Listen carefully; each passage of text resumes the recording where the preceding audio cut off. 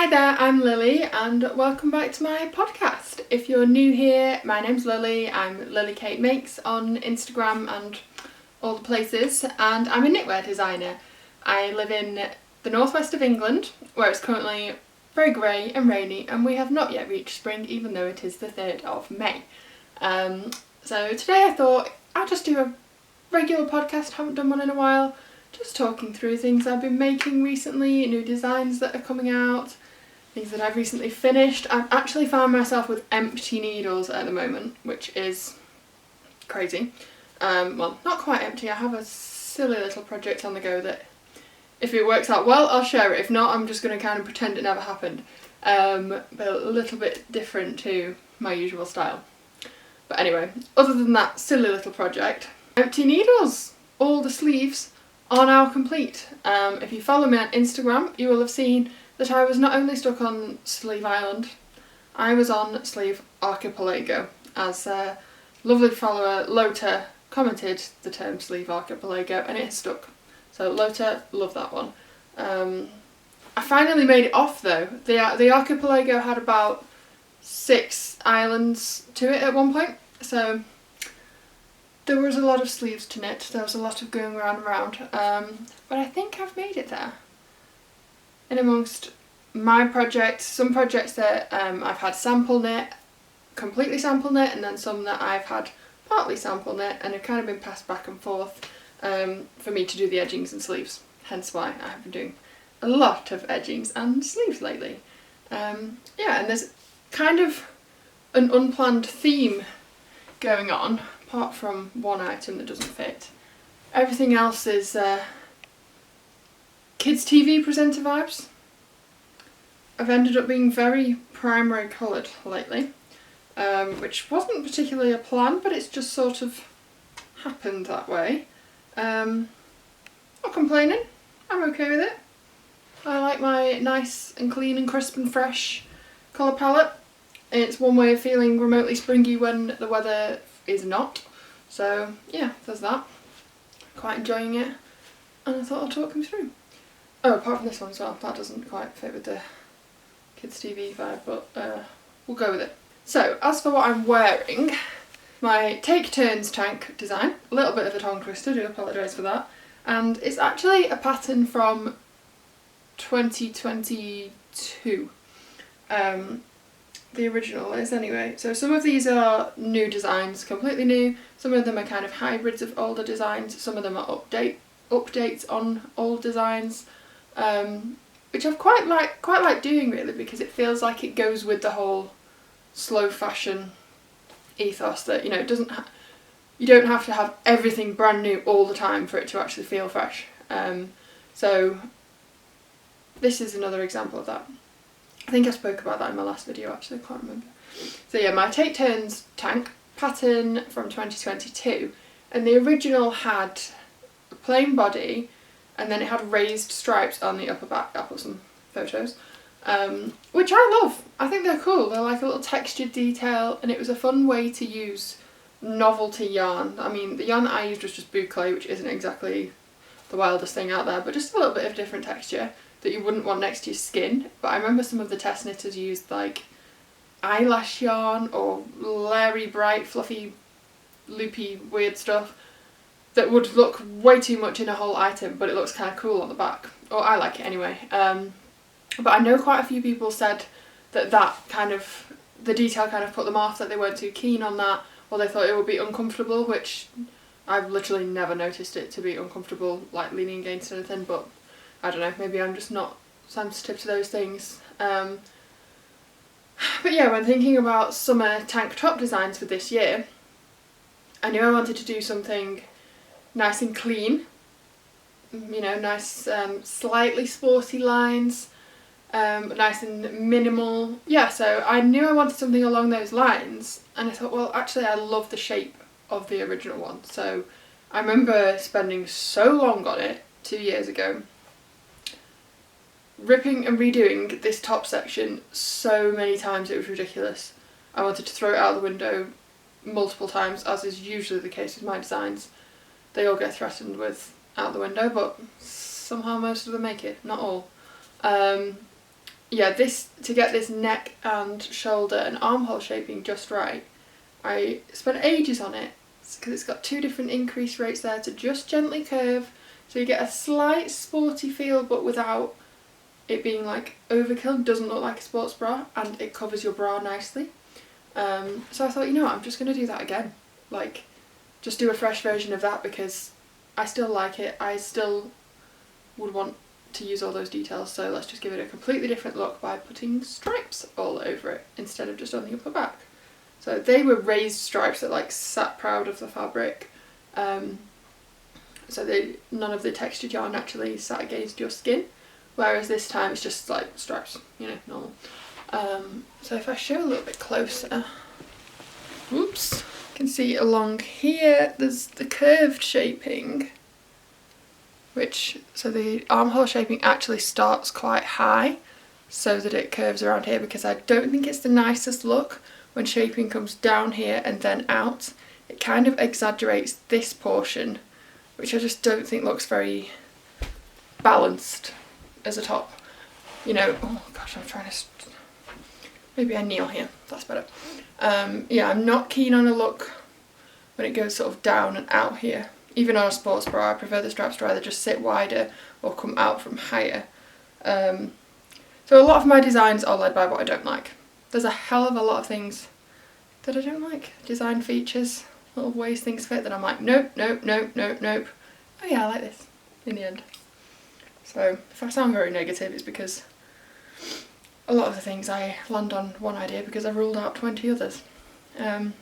Yeah, so that's why shaping starts nice and high there, across all the sizes, and obviously because the human shoulders do not vary as much as a bust measurement generally does, you have different ratios of shaping across the sizes, so that this portion obviously changes but not as much as the bust changes.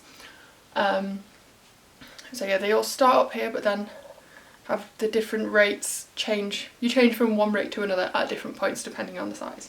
So obviously I'd already worked all this out and I knew it was all fit nicely and had been testing it and everything, so I was like, why change it, let's just stick with that. And the upper back, okay, now I'll kneel, or just weird squat, there we go. The upper back has a different shaping, so, well, it has no shaping basically, so that just comes straight down. It does obviously when you wear it end up with a little bit of a gentle curve there, but there's no actual shaping to the knitting.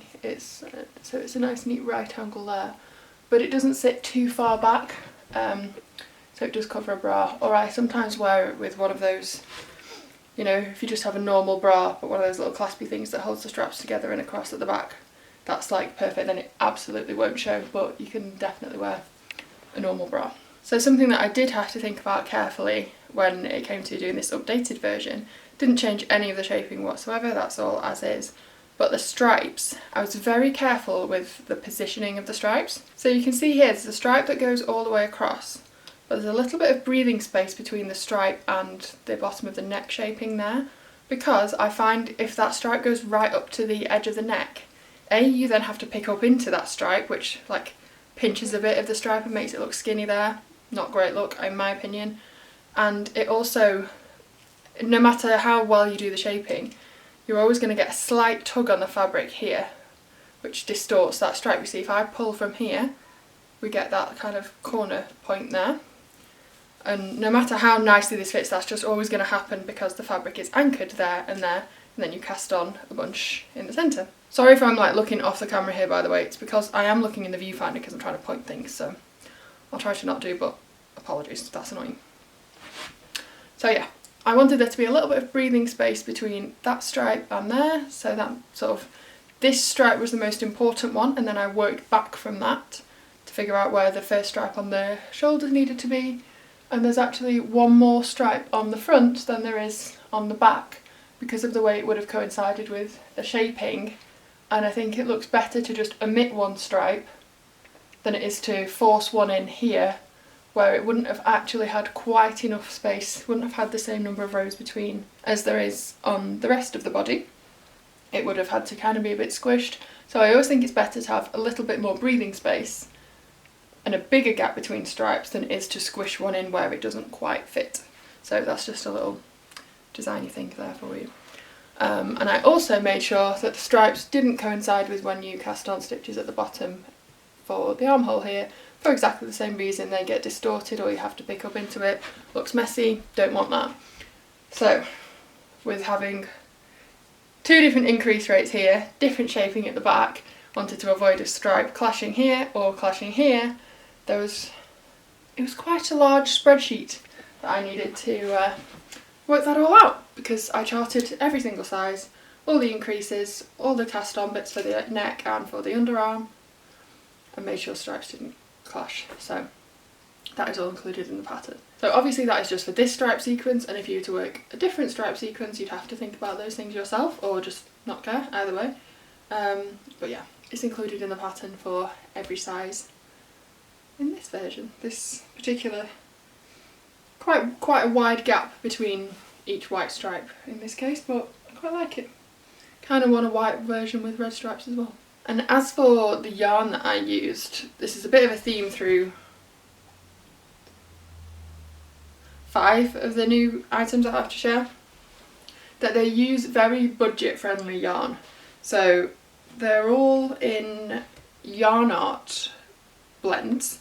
This one is YarnArt Jeans, which is I think 55% cotton, 45% acrylic. Might be the other way around, don't quote me on that. But it knits up really nicely and is super budget friendly. It's like, I can't remember exactly, but between £1.50 and £2 a ball, and this used I think 3 of the red, 1 of the white, so really not very expensive at all, which seems to be a bit of a funny one, because obviously I know, being realistic, it won't be the most eco-friendly, great, ethically responsible yarn out there in the world. I get that. However, it actually is perfect for the job, and it will be worn and last for a long time, and I would hate for anyone to feel like, to knit my patterns, they had to use expensive yarn. I would hate for anyone to feel like that. Obviously many people will and do use far more luxurious yarns. This one is currently being test knit. This cost about £6 and many people are knitting it in pure silk. Like, you can go up, you know, in price, you can come right down, and I always want to make people feel like they can do whatever works for them, whatever they have, whatever their budget stretches to or doesn't stretch to. If they don't want to stretch, you don't have to buy expensive yarn even if you can. And yeah, I think there can be a lot of yarn snobbery in the knitting industry, and I get that a lot of that is tied in with, you know, ethical production and where things are made and using sustainable biodegradable fibres and everything, but then you can't be both super ethical and super inclusive at the same time. There's always going to be a kind of balancing act there. So my approach is to not say that, oh, I'm always going to use this or I'm always going to use that. Sometimes I will use luxurious cashmere, sometimes I will use acrylic. I'm not going to pick a side, and I hope that people feel like they also don't have to choose a side, because we are humans and we do not all fit in one neat box. Some do, but most of us no. And to be fair, some of the acrylic items that I have, as in things that I've inherited that my grandma knit in the 70s, have worn so well, and yes, obviously they're made of plastic and that's not biodegradable, but it has also lasted for 50 years of wear and wash and being passed to different people, and you wouldn't think it was like more than a week old. And the same could not be said for a wool item that had seen so much wear, so it does have its perks. Anyway, same can be said for most of these items. I just happen to have used them a lot lately because I think they're great for summer. Cotton acrylic, cotton wool is one of my favourite blends, so there we go. YarnArt Jeans. I like it. It knits up kind of a sport weight, this one actually. Whereas the original pattern used a merino linen fingering weight, so the fabric's a little bit looser, but I wanted this one because I felt like it would have that kind of clean sporty vibe. I thought the fabric could do with being quite dense, and because it was a thicker yarn, didn't want it to turn out any bigger, so size down with the needle. Ooh, the creaking on me, honestly, I'm a bag of bones. I like it. That is my take turns tank that I have managed to talk about for 13 minutes. That was quite impressive actually. Up next, well, that's a little bit annoying, isn't it, that noise? My Calm Night camisole, which, camisole, whatever. I realise I probably made things quite confusing with my naming processes lately, because in amongst new designs I've done a few hybrids of older patterns. So my Tonight top from last year is one of my most popular patterns. I wear it all the time. A lot of people have made a couple of them. It's just dead classic and wearable. It has a high neck and sleeveless armholes. Good description, Lily. It's sleeveless with double knit armhole edgings is what I was getting at. But yeah, it has not a high neck, not like right up here, but it has a sort of a small turtleneck. And I love that. I wore it so much last summer because I live in England and a lot of summer is not that warm. But I did have quite a few people say, oh my god, how could you wear a high neck in summer? That makes no sense. How can you wear that?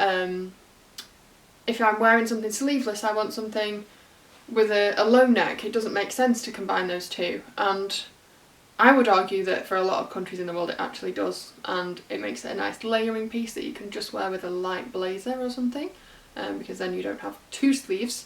So I think for a lot of people it is actually quite practical, just throwing that out there. However, I understand that if you're in a hot country, not so much.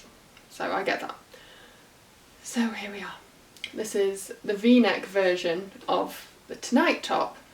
However, I had just designed my Calm Down sweater with a V-neck with double net edging and wanted to use the same detail. So I was like, well, it's kind of a hybrid of Calm Down and Tonight, so I can't just give it a new name. It needs to be Calm Night. Which felt kind of fitting for the nice grey and sort of chill and serene vibe that I'm pretending I have, that I absolutely don't. Yeah. But I do realise that that's now probably a bit confusing. I have a Calm Down, a Tonight, a Calm Night, a Calm whatever, Calm Down tea coming up soon. Just, I think maybe I need to call it there and move on to some fresh names, so apologies in advance. But anyway, this has the same fit and bits of fluff as my original Tonight top, which is a tiny bit of ease at the bust but not much, and then just straight down. So yeah, so no waist shaping. You could add it if you wanted, but I think it kind of feels a bit more modern without it. And then the armholes are the same because they fit really well, and I had really good feedback from my test knitters that across the size range this shaping worked nicely. That it always covered your bra, which I know is a big concern for a lot of people, and wasn't like right up in the armpit but also wasn't low, so just fit nice. So I was like, right, we'll not mess with that. What I did mess with, however, was of course the front neck, which again was more work than you would think. More work than even I thought at the beginning, because I have, again, two different increase rates here and then increases here to deal with, and it's so worked out that on my size, because obviously I tried my high neck version on and kind of put a stitch marker at the point where I wanted the bottom of the V-neck to be, and then work back from there. And it just happened to work out that for my size, the bottom of the V-neck and the bottom of the armholes just lined up. Obviously convenient, and I think this was about the level of V that I wanted, like not high. I hate a high V-neck, cannot stand that, but not super low either, like easily covers your bra and doesn't feel particularly exposing. So I tried to make sure that the V-neck would land at a similar point on the body across the sizes, which is obviously going to vary slightly, but doesn't vary as much as the armhole depth does. So we have some sizes where the end of both coincides and some sizes where it doesn't. Again, took a lot of figuring out, but I've included a tick sheet in the pattern. I find that it actually, I think it's easier for me and easier to follow when it's actually presented as a tick sheet. That yes, it may look a little bit intimidating at first when you've got all these pages of increase this, decrease that, or whatever, but it's so much easier to follow than, you know, kind of old school patterns that would be written out as increase every fourth at neck edge whilst also increasing every second at armhole edge 2 times, until then change this. and that's how they would be written out. And I think some patterns maybe still are like that in print publications, and I get why. That obviously takes up a lot less space on a piece of paper, so for print costs and that sort of thing has to be considered. However, I don't need to think about that, and it doesn't matter if mine's 20 pages long because most people follow it on a laptop anyway. So it's written out as a tick sheet, so you can see, oh, this row is a neck increase, this row is a neck and an armhole, this row is none, and you just tick off as you go along. And I think that's easier for me than trying to explain, right, do this every fourth whilst doing this every whatever.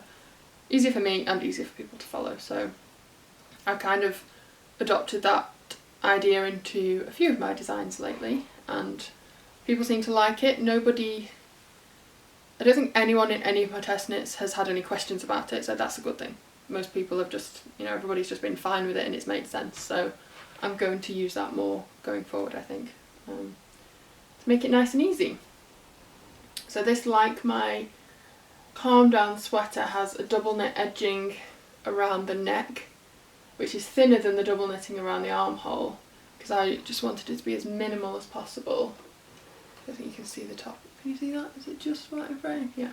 So it goes around the back neck there, which looks a little bit odd as you're doing it, but then once it's all come together it lies beautifully, neatly, and yeah, just nice, I think. I wore it for the first time on my holiday to Lisbon a couple of weeks ago. A few of these items came with me to Lisbon. It was a very last minute trip that booked on, I think we booked it on the Monday or Tuesday and went on the Saturday. After checking the weather forecast and seeing, right, where is hot, where in Europe is hot right now, fed up with this weather and had a time that had a week free, so off we went. And I wore a few of these knits. It was a very lovely time away there. Wore some bright colours, some neutral ones, and I went to a knit night actually. Somebody messaged me, Patricia messaged me from Lima Knits to say that there was a group knit night on Monday nights, and it turned out to be not that far from the hotel we were staying in. So I was like, yeah, I'll go along there, and they taught me Portuguese knitting, where the yarn goes around your neck. So I filmed the process of them teaching me, and then I posted a little snippet of it on my Instagram, and it was interesting to see how many people replied saying, oh, that's how I was taught, that's how I knit. So, because it's not something you see a lot of here. I don't recall I think I've ever seen anyone knitting with the yarn around the neck, which sounds a bit weird, but it flowed a lot more easily than I expected it to, particularly for purling, so I'll have a lot more practice of that, and then I might show you how I was taught there, although I'm sure there are people far more proficient than me if you wish to go learn that. It was actually quite enjoyable, quite a nice way of doing it, as long as your hair is up and you don't tangle it, so yeah, had a fun trip anyway. And it was nice to incorporate a little knitty element, even if the purpose of the trip, unlike most of my holidays and trips, was not knitting related. It was just for some time in the sun, so I had to get that in there somewhere then. So on the topic of my Lisbon trip, this one had its first outing in Lisbon, and it was so perfect for fitting in with the city. It just felt like it was made to be there. So I had this one sample knit. It's also my Feels Right to You pattern that I'd shared in my last video. Also an older pattern, refreshed in a new colour for this year. And this is a colour that has always... Oh, I've got that a bit wonky there, haven't I? Oh, Dolly, you're all skew with. Bright yellow feels a little bit scary to me, and I will only wear it with a tan. Fake or otherwise, I don't care. I'm not wearing bright colours with pale skin, just not happening. But I do love it. It's such a fun, happy, sunny colour, and it looked so nice against the blue tiles in Lisbon, and there are actually a lot of yellow buildings in Lisbon that it matched perfectly. And of course the tram 28, the yellow tram that goes up and down the hill, it matched that, and it was just, oh, so nice to see it all together. And yeah, this camera cut me off there and I'm not quite sure where, but yeah, I'm very happy with this little sleeve. Really like that shaping, and I have actually then used that detail in another design.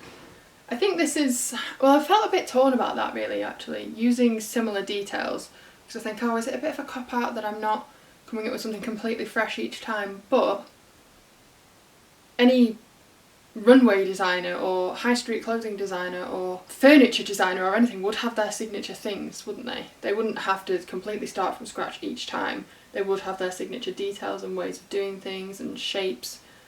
So I kind of thought, you know what, actually I'll see it as solidifying my style. I really like nailing down those details that feel me, whether they be actual visible details or just the fit of something, and kind of go with that. And yes, of course I will incorporate new things into that as time goes on, and some things will, I'm sure, be completely different to anything that's gone before, but I may reuse some sort of fit things that have worked well, and I don't think there's anything wrong with that particularly, but I have given it some thought. So yeah, feels right to me. Don't think I need to dwell on that too much. It's just a comfy 4-ply / fingering, whatever you want to call it, weight t-shirt. This one in YarnArt Baby Cotton, 50/50 cotton acrylic. Same as this one, literally exactly the same.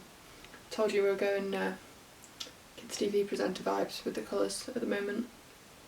I've worn them both quite a bit already, and that's that. Moving swiftly on. Next up is my movement tee, which I haven't actually tried on Dolly before. Let's get a look at you.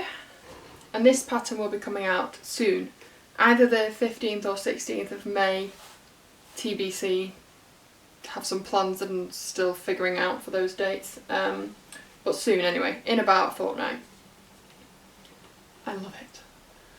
Again, this is kind of inspired by an older pattern, my movement sweater last year, that I have three versions of now actually. One plain, one white with navy stripes, and then one scrappy all over mixed up version. And I wanted to do a lighter weight version with short sleeves and a different fit. So really the stripes in this detail are about the only similar thing. It was a complete rewrite. So this is knit in Sandnes Garn Duo, which I originally ordered white and a beigey colour, thinking I was going to do a neutral stripe version. So the white and beige did look quite nice together, but it was lower contrast in person than it looked like it was going to be from the photos on the screen. And I just thought, it's probably not going to actually show up that much. And I wasn't quite sure about it, and was kind of had this project in the back of my mind for quite a while that I was going to do, but hadn't quite found the right yarn for it. And then I did actually buy some Sandnes Garn Duo in Copenhagen last year, but in my head I thought I only had 4 balls, and I thought I was going to probably need 5 for this. As it turned out I only needed 3, I think, so whatever. But then suddenly realised I had enough to do navy and white, and my other one was white with navy, so it just felt like all very nice, that they go together quite nicely. And I really liked this yarn actually, the Sandnes Duo. It's a wool cotton, and it says DK weight. Why am I going in and out of focus? Don't know why I'm going in and out of focus. Hopefully the camera will get its act together. Yeah, it's a DK weight, but I would say it's on the plumper side of DK. Like, the gauge for this worked out as 20 stitches to 4 inches, whereas I would say true DK is more like 22. So it's kind of a little bit looser, although this fabric doesn't feel loose. So this yarn is just a bit plumper. So when choosing yarn for this pattern, I would recommend going on the kind of top end of DK, or maybe holding with something, or having a loose fabric if that suits you. But yeah, I'm very happy with how the shaping turned out for this one. So obviously it just looks like a standard raglan shaping, you know, with these details here, which are done with certain type of increase and then eyelets and combination of. However, this angle, the shaping rate is not the same all the way through, but I don't like it when it comes out here and then this gets like pinched under the arm to come down, which can happen if you just use that regular raglan rate, because you're going out then down, and unless it's tight enough to completely follow the body all the way down, that's going to get distorted a little bit, and don't like that, especially with stripes. So because I wanted this to be reasonably slim fitting, the best way to go about that was to make sure that this shaping came kind of out here, where, you know, the human body increases more from here to here. Your neck circumference to your shoulder circumference increases rapidly, but from here to here not quite so rapidly. So that increase rate changed so that this would sort of more go out and then curve down without an awkward jolt here. So yeah, that's of course all factored into the pattern and is slightly different across the sizes to account for different ratios, and yeah, it's being test knit currently. A lot of people actually have knit 2 versions. I can't remember how many have, but a good chunk of my test knitters have either started or finished their second version, which is quite a compliment really, that people A, aren't sick of me and my pattern, and B, like it enough that they want it on their needles straight away again. Not even like after a while they wanted another version. I think people were saying that the people who did it without stripes kind of got FOMO that they wanted to do a stripy version, or people had different yarns to use and they couldn't decide, so they just did both, which is very nice. I actually have yarn for a second version myself in, it's just black kid silk haze, and I don't know whether it's going to turn out amazing or underwhelming. I'm going to use a single strand of mohair all over, so it should be kind of light and airy and sheer, but black. I was torn between going bright or black, but I feel like I've got enough bright colours lately, so we'll see, but that's not on the needles yet. That's another detail actually that I've been asked about a couple of times, and there is thought behind it. So the neck and the cuffs are both hems, which are whip stitched into place. I know you can secure a hem by knitting it together, but that pinches the fabric more and encourages the neck to fold at the join line there. Whereas if you whip stitch it, yes, it's a little bit more annoying to do, but it lies much nicer. Just pull the hair off you there, dolly dearest. Same on the cuffs, it's more invisible from the outside when you whip stitch into place than it is if you knit it together, so worth going the extra mile there. But a few people asked me why the hem at the bottom of the body is in 1x1 rib, whereas these two are folded hems, like why are they not done all the same? And there are a couple of reasons actually. The first being that adding an extra layer of fabric adds stability, which is great around a neck, great around a cuff, whether it's at the high up on your arm or around your wrist, either way. Around the bottom of a top, that sounds stupid, doesn't it? Around the hem, on a sweater, top, whatever. I've only used it on one pattern where I think it works, and that's my Bear Stove sweater, because it sits quite low on the hips and also is reasonably snug fitting at that point. Whenever I've tried it on anything else, because I did try it on my original movement sweater, it just looks like you've put a hula hoop through the bottom of the sweater and made it stick out. It's not a good look.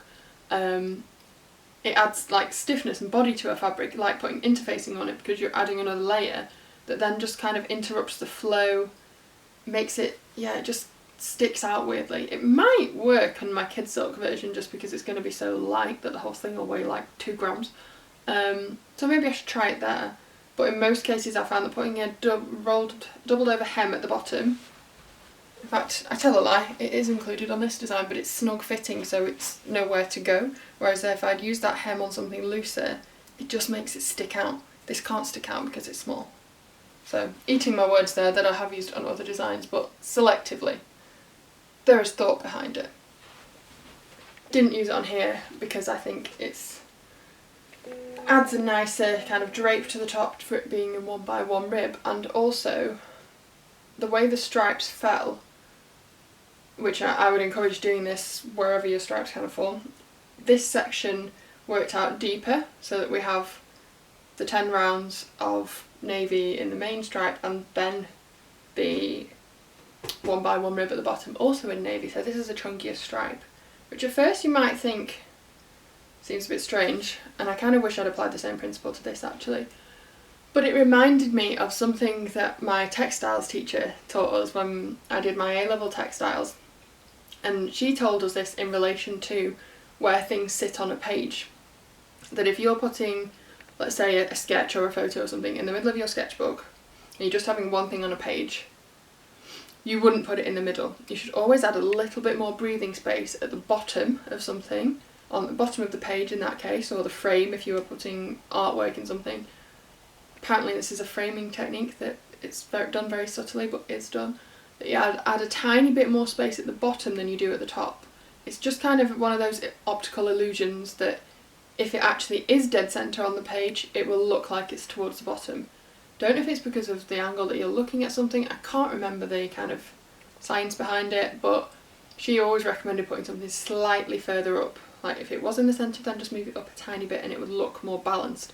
And I think the same applies here, that obviously this is clearly thicker than the stripe at the top. It's clearly unbalanced, but I think it's fine to be that way. Whereas here I didn't actually add any extra rows, when I kind of think I maybe should have added just like 2 there, to add that extra at the bottom just to sort of balance it. So yeah, there was thought behind it, would recommend. Told you had a bit of a primary coloured theme going on at the moment, and this one does actually kind of look like, kind of gives me slight primary school uniform vibes. I did not wear a red cardigan to primary school, mine was green, but if I had one red I think it might be giving me flashbacks. But hey ho, I still like it. So this one was actually a joint project between my mum and I, and it's been on the needles for a while and we kind of passed it back and forth and left it for ages. So she knit the body and I knit the sleeves and the edgings. Hence why I was on sleeve archipelago for a while. So this is my calm down cardigan pattern, which I knit originally last year, was it last? Yeah, early last year, in BC Garn Loch Lomond in, I think the colour was called Silver. Wore it to death, still wear it all the time, it still looks good as new, it's beautiful, really lightweight, nice plush wool feeling, love it. And then I saw this yarn, I think around Christmas maybe, or before then. I actually saw it in Abercan, which is my nearest yarn shop. It's not obviously a yarn shop, it's like a general craft kind of store. I think the US equivalent would be like Hobby Lobby, that kind of place anyway. So I saw this yarn which was James C. Brett Shhh, it just says on the label, shush, shush, shush, whatever. However you're supposed to say that, it doesn't really translate very well to speaking. But you know what I mean. Saw this in the shop and thought, it was obviously the bright red that I love, and it was, I don't think I have a ball of it lying around, I don't know where I would lay my hands on it to show you, but 80% acrylic and 20% wool, and it's not a brushed yarn, as it definitely is ply, but it has a little bit of fluff that I think it kind of looks, it knits up to a similar looking fabric to if you held 4-ply with a strand of mohair. Obviously on close inspection you're not going to kid anyone that it actually is beautiful mohair, but I think it knits up very similarly in terms of how lightweight the fabric feels, the drape, and it was £4 a ball for 550 metres. So, you know, obviously wildly different to the price of knitting something in 4-ply held with mohair, and gives you a similar look, I'd like to think. So this used I think about 2.5, 2.6, something like that balls, so easily within the 3. Felt like those balls of yarn were just not shrinking, they were just going on forever and ever. And it has knit up slightly differently. So I used a 4mm for my original calm down cardigan, and then we used 3.75s for this just because that felt like that gave the nicest fabric, and I thought, well, if it turns out a little bit smaller, that's not the end of the world because there's enough wiggle room. You know, check your gauge, but also if you're thinking carefully you can play around with it a little bit depending on the item. Be careful, I'm saying that with caution. But yeah, in this case I was fine with it turning out a little bit snugger, so I thought, right, well we'll go with the nice fabric then rather than being too fussy about it having to meet that exact gauge. So it's a little bit snugger, but I like it. Double knit edging around here. I posted a reel about that actually, that I think I kind of like the challenge of using a cheaper yarn and then using really carefully thought out finishing techniques to make an item that I'd like to think actually looks not necessarily expensive but feels luxurious for something that didn't actually cost that much. So it's a nice challenge that I enjoy. Used, yeah, double knitting around there. I picked up these buttons at Unravel Festival from Textile Garden a few weeks, months, whatever it was ago, sometime in February. My go-to for buttons, Textile Garden. Maggie, she's the one.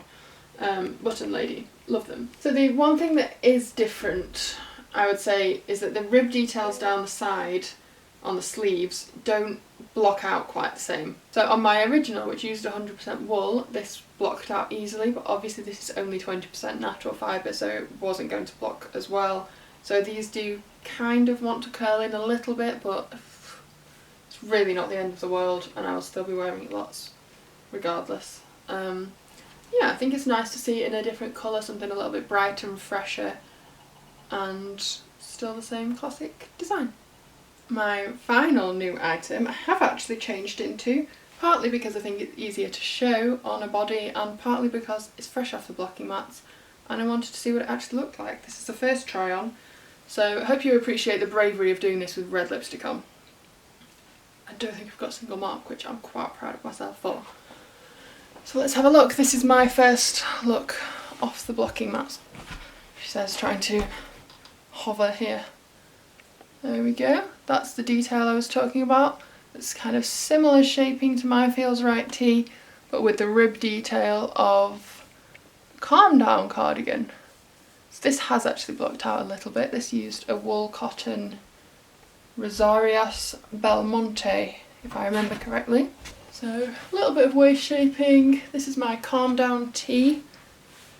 Made a little bit longer than the Feels Right tees actually. It's sitting definitely on the waistband and my torso is about 10 miles long, so did add the length there. I'll take a little bit of that length out in the pattern because my torso can definitely be not used as an average baseline. I'm happy with this. I'm looking at it in the viewfinder now and this is my first proper look, but yeah, I think that's a good fit on those sleeves. These sleeves took 3-4 attempts to get right. Yeah, good few goes to get the exact shaping of the short rows there correct on the sleeve cap, the shaping obviously on the body, and then this comes down here, this detail, which also has a few decreases because this circumference is bigger than this circumference, with the short rows that are carefully done to make a nice bell curve shape like you would get on a traditional sewing pattern. So there were a few variables and I had to do a few tweaks to land on a combination that I was happy with. But I really like that. I think that's a nice finished, the sleeve sits at a nice place. So obviously with the sleeves being shaped nicely to kind of cap down like that, does mean that when you lift your arms it pulls up here, but I don't walk around like this so it's fine. I bought this yarn in Copenhagen last year as well, so used something that's been in my stash for a year. Next job is to write this up, do the grading, pattern writing, because even though it's kind of uses details from some of my other patterns, it's a completely different gauge to the originals, so just requires a, you know, a write up from the start, from scratch anyway. But first impressions, I'm happy. This yarn feels really nice actually. I love a cotton blend. I was going to say maybe I need another one in a different colour, but I think I maybe need to quit with the doing new versions and new colours and everything like that, actually just start fresh something else. But maybe I might have a sample knit in something else. You could do the neckband, saddle, shoulder and sleeve in one colour and the rest of it in another colour. That could look quite cute. Maybe in like a low contrast, high saturation, low contrast, one of my favourite combinations, kind of thing. Pink and red, or, you know, I've done that to death. Two neutrals, something like that, a tone on tone. Could look kind of cute, so would be nice to see that actually if anyone fancies it. I'm going to get this written up and off to test knitters soon, and I think that concludes all of my, I'm just looking at them in a mess on the sofa right now. I think that concludes my spring summer knitting. This one will be coming out probably July at this point, the movement tee in May, the calm night CAMI in on the 1st of June, a few summer patterns, and now I need to get my head into autumn knitting mode, which feels a bit strange. It's like we haven't even had summer yet, we've not had a single day that's been warm and sunny, and then getting into autumn mode. But I feel like I've done enough summer, now I need to move on, and oh, I don't know. Empty needles stress me out a bit. I'm like, what do I do now? So I'm going to go away and have a good think about that. So if there's anything in particular you'd like to see from me this autumn, whether that be something completely new or a different hybrid, different combination of existing patterns, then please do let me know. And yeah, happy knitting. Hope you're enjoying your summer knitting, or winter obviously if you're in the southern hemisphere, and I'll speak to you soon.